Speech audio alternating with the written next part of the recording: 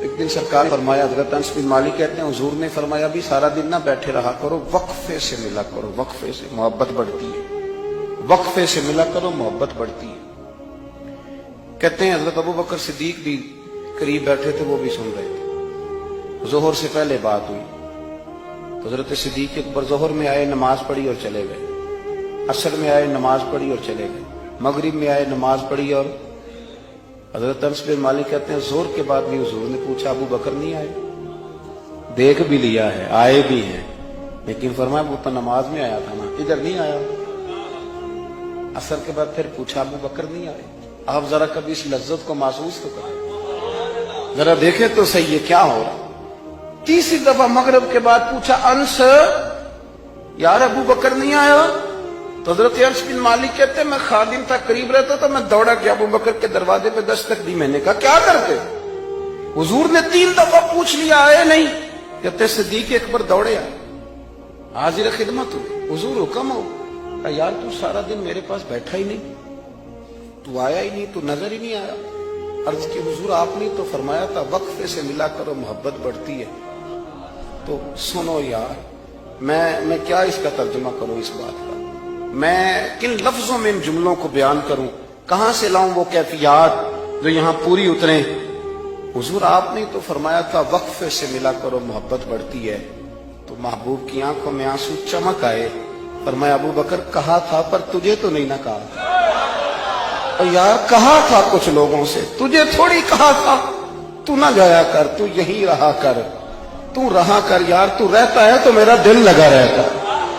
اور یار آپ سمجھے تو صحیح، آپ ذرا محسوس تو کریں، ایک باری میری آنکھیاں چوں اونا نے اتھرو پونجے سن، ہن مینوں چسکا پی گیا رونے دا، ہن مینوں چسکا پی گیا رونے دا، تے ہر ویلے آ ہوزاری دا۔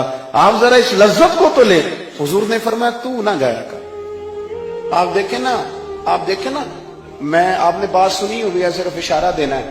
حضرت صدیق اکبر نے یہ نہیں کہا تھا کہ لے جانا اور میری بڑی مقام ہے، حضور تمہیں پتہ ہے میرے بارے میں کیا کیا کہا کرتے تھے، مجھے گنبد میں دفن کر دینا، یہ نہیں کہا۔ پر میں لے جانا دروازے پہ رکھ دے، اگر دروازہ کھول، انہوں نے خالی دروازہ کھولنے کی بات کی تھی، تفسیر کبیر ساری پڑھ لینا، اگر دروازہ کھول جائے تو دفن کرنا، ورنہ جنت البقیع میں، فرمایا میں اس پہ بھی راضی ہوں، جنت البقیع میں دفن کر دینا۔ لیکن مولا علی کہتے ہیں ہم نے تو صرف رکھا تھا، اور ہم نے عرض کی حضور ابو بکر حاضر ہے۔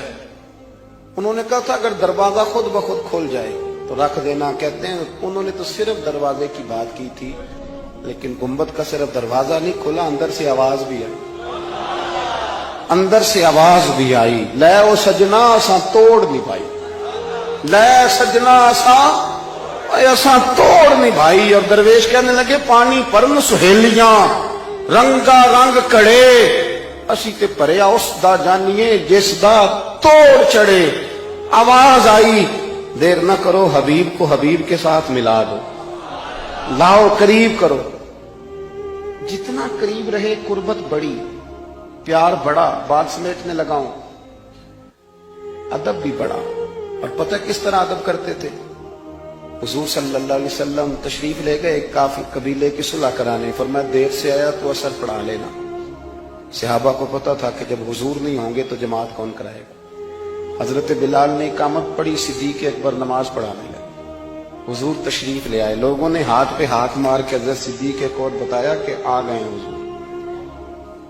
اللہ کے محبوب کے لیے رستہ بن گیا، نماز کے بیچ میں رستہ بن رہا ہے، صفیں توڑ رہے ہیں صحابہ، حضور کو رستہ دے رہے ہیں، صفیں ٹوٹتی رہیں پر نماز کسی کی بھی نہیں ٹوٹی، صفیں ٹوٹتی رہیں نماز نہیں ٹوٹی۔